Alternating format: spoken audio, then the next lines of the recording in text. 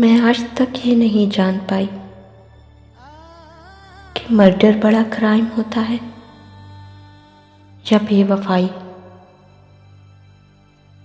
Murder में तो बस जान चली जाती है,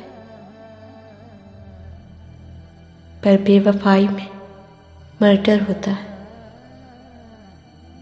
पर जान नहीं जाती।